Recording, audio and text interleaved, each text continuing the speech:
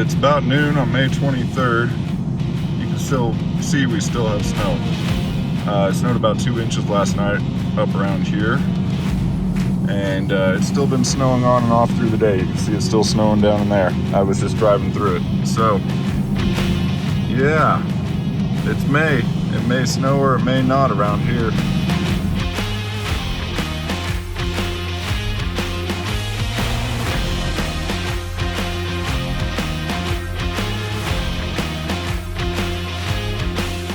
All right, we finally got forms and bar all in, ready to go.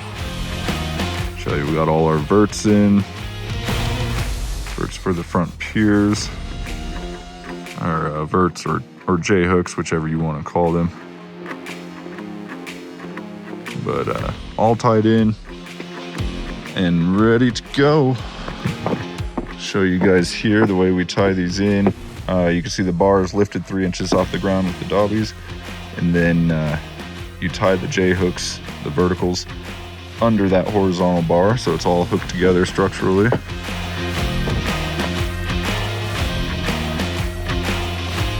Yeah, looks like we're good. It's gonna get really cold tonight, down into the mid-20s it looked like, so I think we're just waiting to pour. You can see our verts back here in the back. The spacing goes down to, I think it was 12 inches on the plans. But then all the rest are not quite so close together. The spacing, I'd have to look at the plans again. I don't remember what spacing was on these. Looks like they're probably about 16, 18 inches.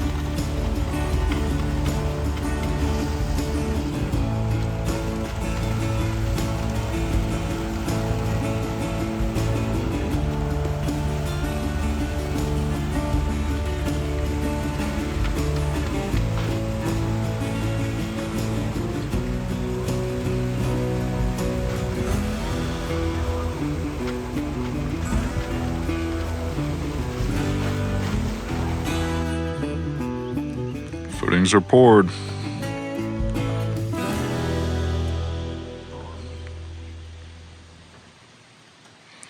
Got the form stripped off. We'll start forming walls tomorrow, depending on weather. It's actually raining a little bit right now, sprinkling on me, but it shouldn't last too long.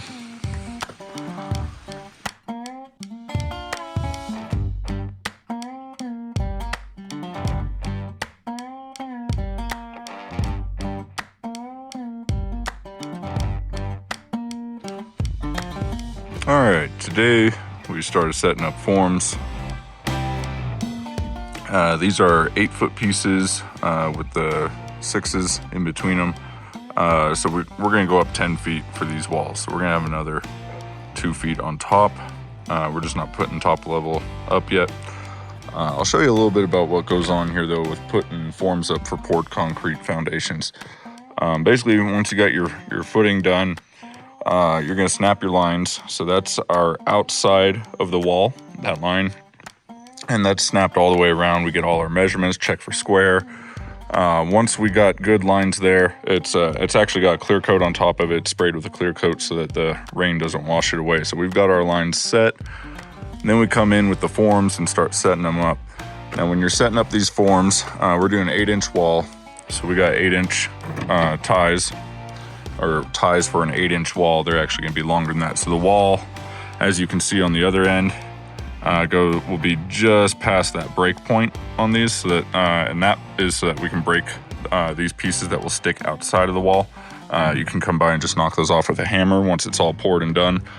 As far as the forms go, so you got those ties coming through, and then you just use these little wedge bolts. You put one in through that way, and then it's got a hole in it that you put another one through going down. So you're just locking them all in like that with these style of forms. The idea is to get all the outside forms up first. Then you can come in, you get all your rebar tied in. So we'll have rebar that goes all the way up the wall. And then I don't remember what the spacing is, but usually about every 12 to 18 or 24 inches, you'll have horizontal rebars that run continuously all the way around through the wall. So we'll get all of that rebar tied in, and then we'll set up the inside forms. Oh, and then the only other thing that will anchor these in place, so all the bracing, we'll have 2x4 bracing that goes across the back, and then a bunch of these diagonal bracing connecting it or supporting it from the ground. At the base though, so you have all of the wedge bolts holding all the forms together, but at the base you're gonna use these concrete nails about every foot or so, 6 to 12 inches. So one there, one there, one there. Usually 2 per form, but it depends on the width of your form piece that you're using. Okay, today we continued setting up forms here. You can see we basically got to the top of wall. That line's top wall. That one sticks up a little extra, but that's not a problem. So we got our top of wall here, 10-foot walls. You can see we have gotten everything braced back here. They're all tied together with the 2x, and same thing on that other wall back there that you can't see from this side. But anyway, so we got basically the 2 side walls and the back wall have one side of the form set up. Rebar's coming tomorrow, so we're putting all of our rebar in, and then we can put the other side of the forms up and work on forming the front. All right, so today we kept forming up, got our rebar in. So let's zoom in a little bit so you can see. So you can see our grid there with the rebar. Got that in, started putting up the inside forms. Rebar all the way around. So all that's really left at this point is finishing the bar all the way around the front, the forms in the front, obviously, and then finishing up the inside forms.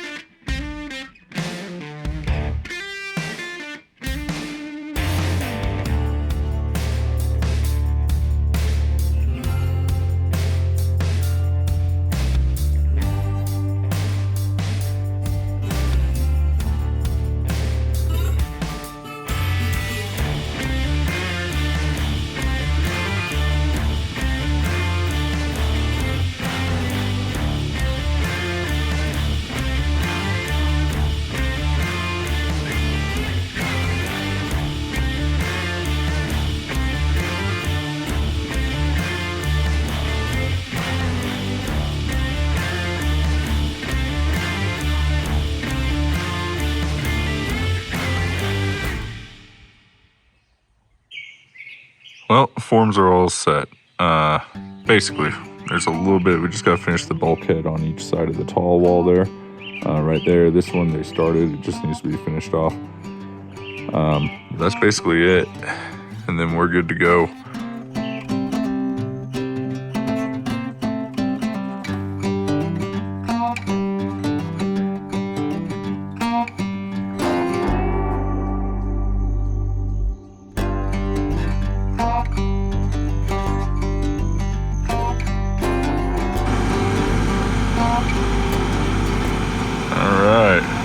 Pour day.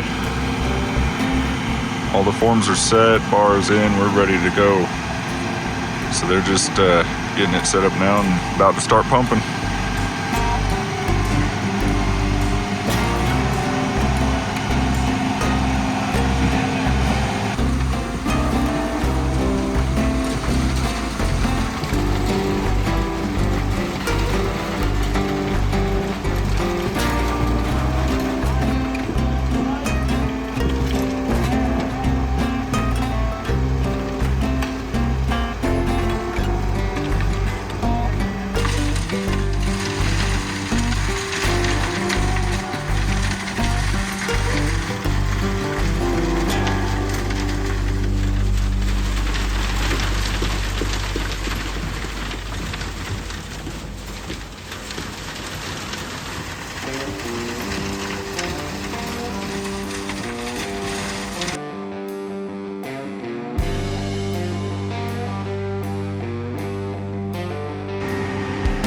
The wall is poured.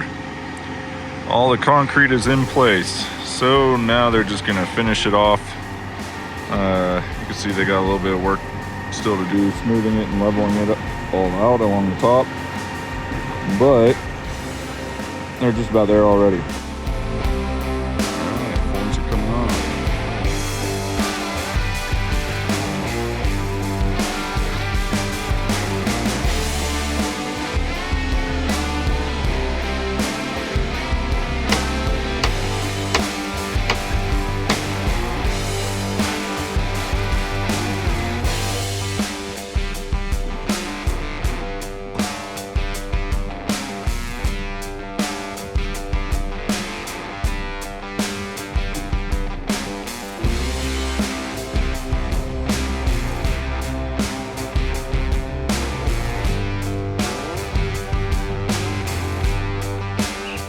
All right, today we got gravel coming and I am starting our foundation coating. It's been about a week since the foundation was poured, so it's been curing for about a week. That's good enough for us to get the coating on, and we can start backfilling once that coating is dry. So truck is on the way with gravel. We're doing a bunch of pit run first to fill in the front here where the driveway is.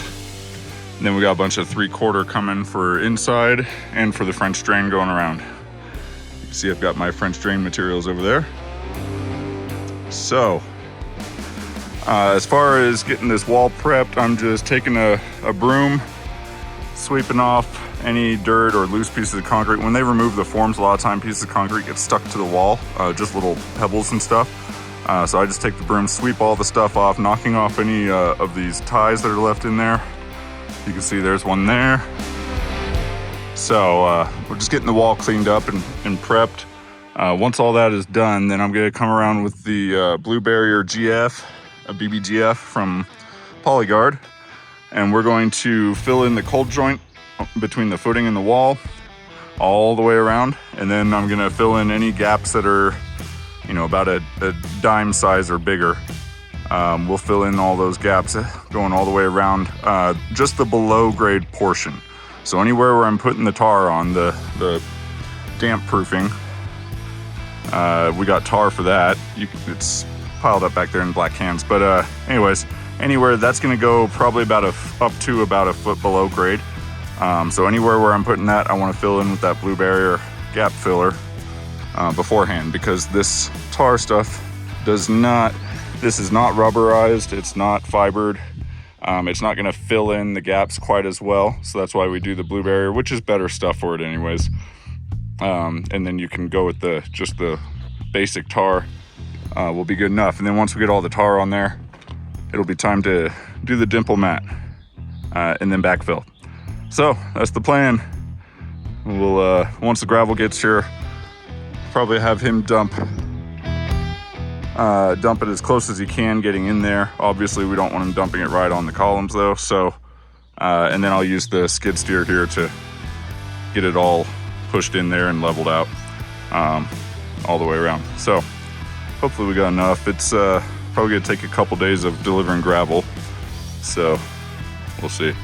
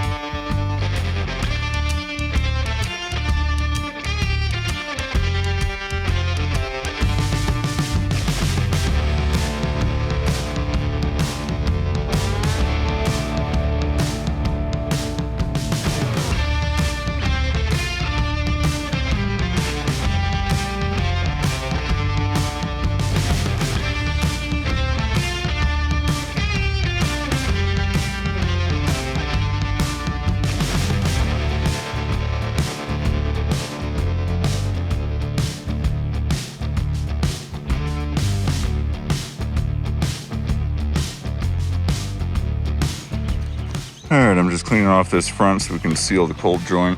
And oh, look at that. I don't know why, but every single concrete crew I know chain smokes, and you'll find cigarette butts everywhere on the job site. So as I'm doing this, I pick them up and throw them away. That's just one of those cleanliness things I like to have done.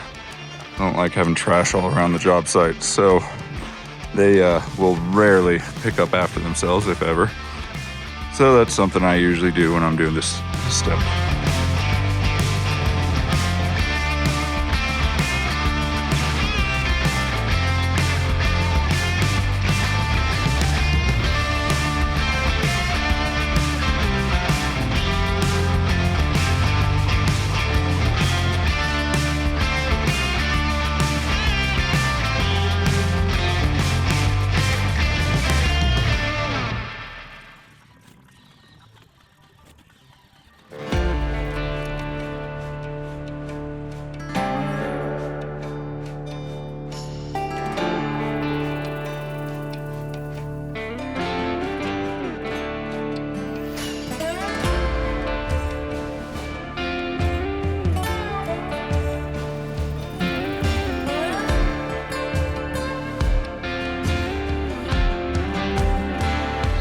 All right, we got all the gap filler on.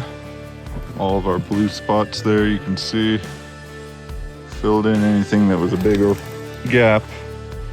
And sealed our cold joint down along the footing. So, it's basically ready. I only went about 4 feet high on this wall for this side. In the back here, I went about 5 feet. And then on the north side over here,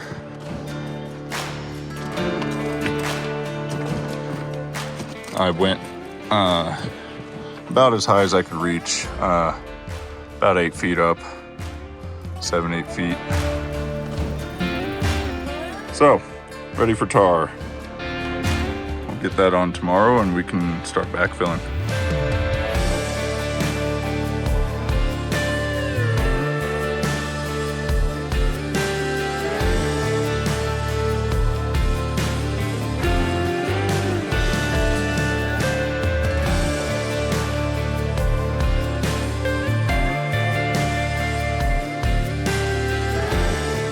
All right, so truck driver just left. He called me up a little while ago and said they had some gravel he could bring me for free. He was hauling off of another job. I just had to pay him for his time. So he just dropped off a couple loads of some more pit run. So that'll be just enough for us to finish filling in all around there. I'm gonna get some of it moved out and spread out right now, but we're not going up against the foundation just yet. We gotta do one more coat on the foundation. And then we still got to do the French drain on the sides. But for the front, we can go ahead and backfill that once we get the second coat on. Because we're also not... Well, let me think about that. I wasn't going to do any dimple mat in the front because it's all below slab. I'm not as worried about it. And I'll have to add up how much I ordered. If we have the extra dimple mat, then I'll put some there. But I'm not sure if we'll have enough because I think I ordered enough to do 1 row on this side, 2 rows on the other side, and the back is gonna be like 2 rows, I think, or 1.5. But yeah, we'll see. Anyways, it's always nice to get free gravel. Helps to know people, huh? All right, we got our second coat of the tar all done. Got the top of the footing done. Used a broom, like a kitchen broom, you know, to actually get in all the cracks and everything. You want something with really stiff bristles for that, for working with this tar. Anyways, you can see we went up a little higher in the back here. Say probably about 6 feet. And then for the north side, you can see we went about 8 feet up. So our grade will be just above that. we're just waiting for the rest of the gravel on Monday. We'll get the 3/4 washed. That'll allow us to do the French drain. Once the French drain is done, then we can put the dimple mat on and backfill. And then we'll also use the 3/4 wash for the interior. So we gotta fill up quite a bit in there, get the gravel up to the top of the footing, and then we could lay 2 inches of foam across the whole thing, vapor barrier on top of the foam, and then that'll be the slab on top of that. So, coming along.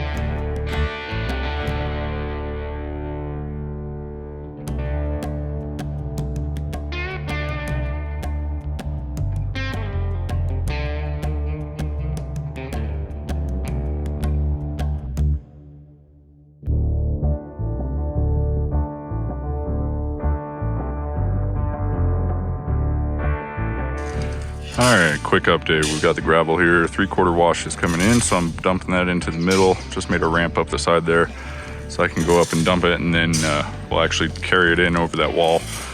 And then we got a little pile of 3/4 wash over here that we're putting in a wheelbarrow and taking around the back and spreading it out on top of our filter fabric for our French drain.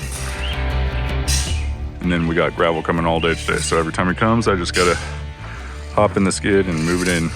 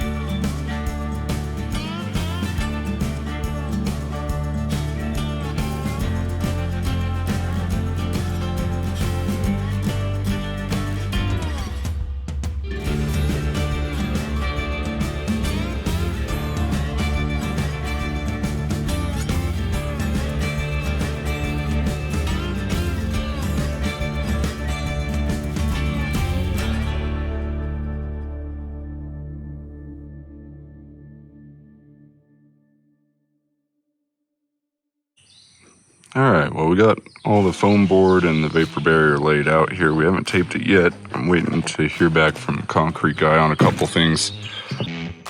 All right, we're just about finished with the prep here. You saw before we got all the foam board laid out and we put the vapor barrier down. I'm just coming back now and cutting out this center for the center footing. Our center wall needs to have bearing all the way through to the footing. So we'll pour the slab down to the footing in this little strip down the center.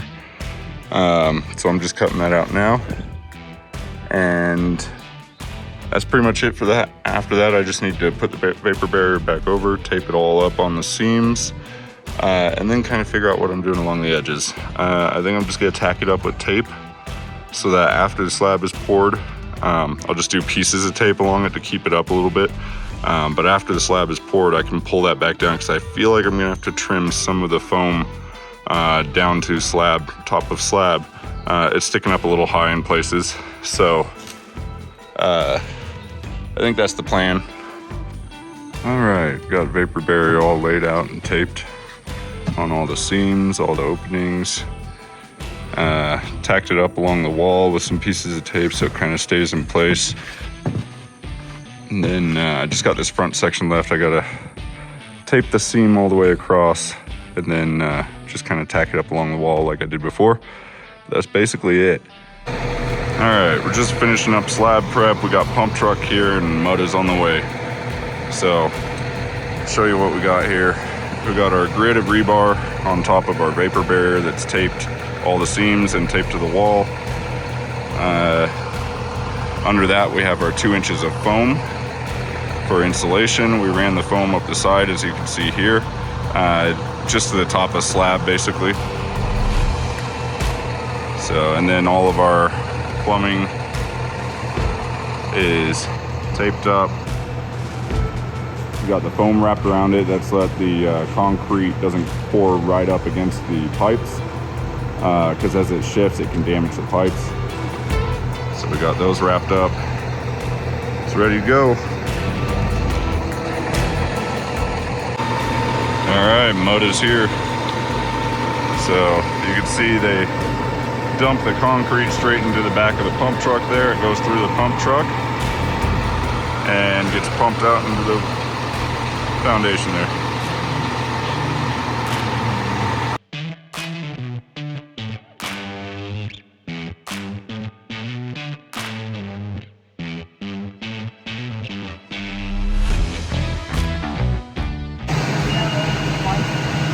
So you can see what he does is use the laser that's set up back here to find his grade, because we can't really snap chalk lines with the foam board running up the sides. It wouldn't be very accurate. So we use the laser, set a wet grade. You can see him doing it right there. And then once he has that, he'll just kind of smooth it out if he needs to go down a little bit, or pile a little more on there if he needs to.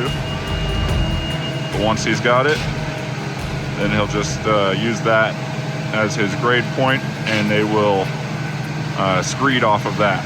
So he'll mark a couple points of grade going around the perimeter, and then when they screed, the screed will stretch from one point to the other, and that way we'll get our grade and get it all level.